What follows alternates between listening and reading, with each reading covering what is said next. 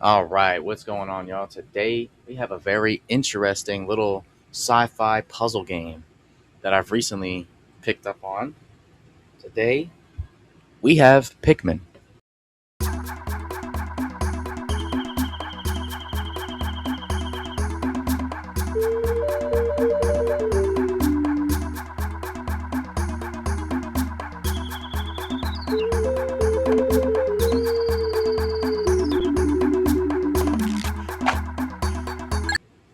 Now, like I said, I have recently started playing this game and discovered it. I did grow up with a GameCube, but this game did unfortunately elude me for the longest time, and I didn't actually start playing this series until a few years ago. But here we are, and here we are with a video of the first game. So, I'll say one thing is that this game has some of the most unique mechanics I've ever seen in a game. So the way you play this game is actually very interesting. What you actually do is you grow these creatures, these plant-like sentient creatures called Pikmin. You grow them, they follow you around, you throw them onto things, they take it back to their little onion, and then they make more of themselves. They follow Olimar around, and they will help him take his ship parts back to his ship as well. And that's how you play the game. You use them to help you solve the puzzles, while also helping them create more Pikmin, or gather food, really.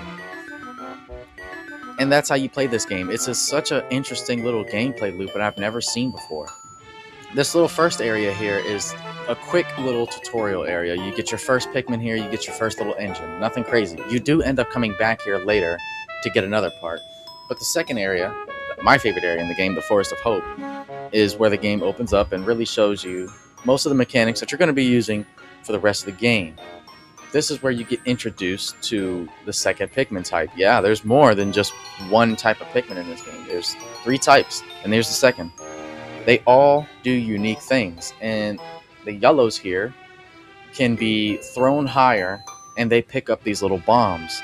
Now, these bombs can be used for a variety of things, but the main thing is for them to be used for taking down these little solid barriers here that these barriers actually can't be taken down the regular way by just, shoving your Pikmin into it like these other walls can. They can only be taken down through the bombs, which you need the yellow Pikmin for.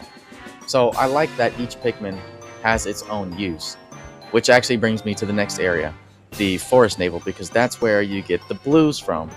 Now, blues, of course, they're blue, they have the little gill, they're water Pikmin. You use them for solving water-based puzzles.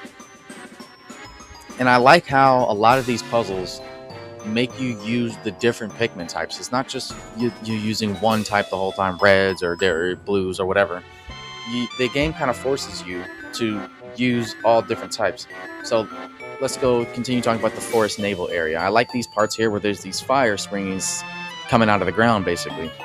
The reds are the only ones immune to fire. So you use the reds to actually carry the items back to the ship so that they can go through the fire. But you actually have to use some of the other Pikmin. So gameplay like this, that makes you have to actually think how you're going to get the item, how you're going to bring it back to the ship.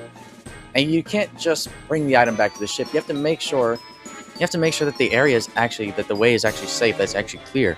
Because if you leave enemies, they'll take out your Pikmin and the part will just be left sitting there. So it's stuff like this that the game really makes you think, really makes you have to use all of your Pikmin and really think about how you're going to solve all of these puzzles. Now, the distant spring, which is basically the final area in the game, is really where it puts all of this into play. Now, you're mainly going to be using blues because there's a lot of water here, so there's a lot of water-based puzzle solving.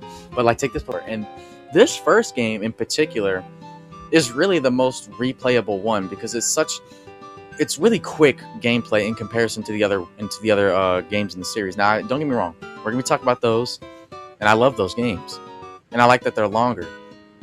But this game here offers this quick style of gameplay. I mean, if you're really quick enough, you can get several parts in one day and clear areas very quickly. And it's this style of gameplay that keeps people coming back to the first one because it's quick, it's outside of the box thinking, and overall, it's just a really intelligent game, and it's designed intelligently as well. The next thing I really want to talk about is the soundtrack. Yes, I love the soundtrack of this game. I'd say my favorite track is the one that plays in the Lost and the Forest of Hope. This is probably everybody's favorite track in the game. It's definitely mine. It's very tranquil and smooth, and it's just such a nice melody to explore this area by.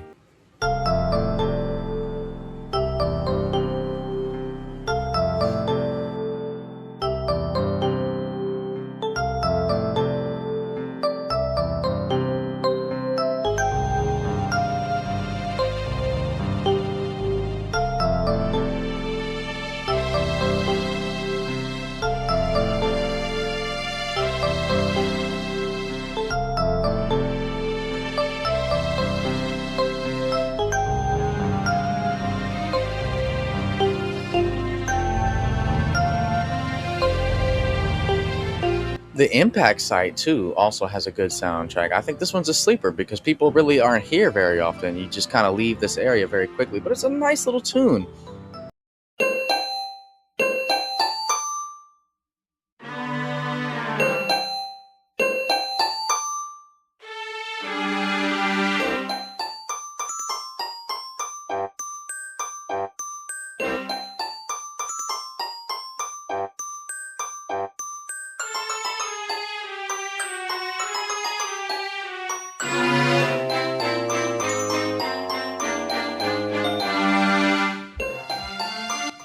And then, of course, the final area, the Distant Spring, or really, not really the final area. There's the fifth area, the boss arena, but this is the final area where you're going to be collecting a lot of ship parts, the Distant Spring. And this just has a nice track that just quietly drones on in the back as you're playing.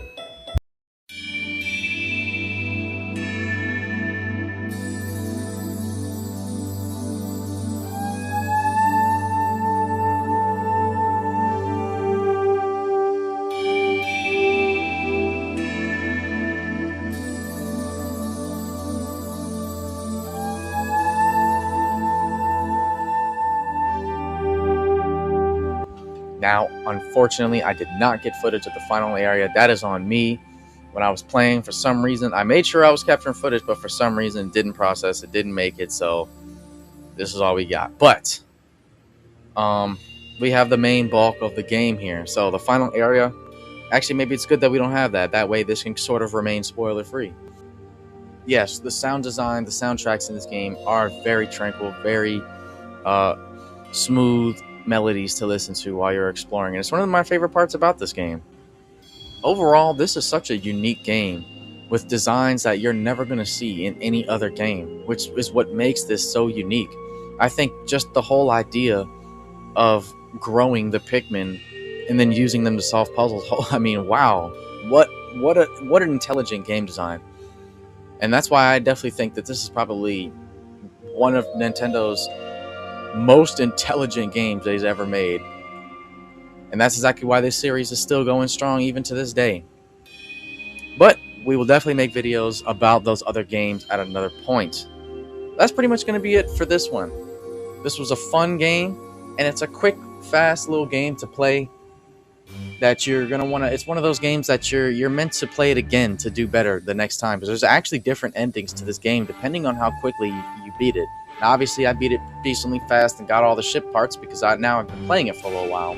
But there are different endings, which I think is a nice little touch to a game like this. But that's going to be it for this one. If you have not played Pikmin, this is definitely worth a look. Definitely check it out. It's very easy to emulate. You can get it up and running on basically any device. And if you are a Pikmin fan, definitely subscribe because we will be doing the other videos in the future. So stay tuned. And that's going to be it from me. Peace.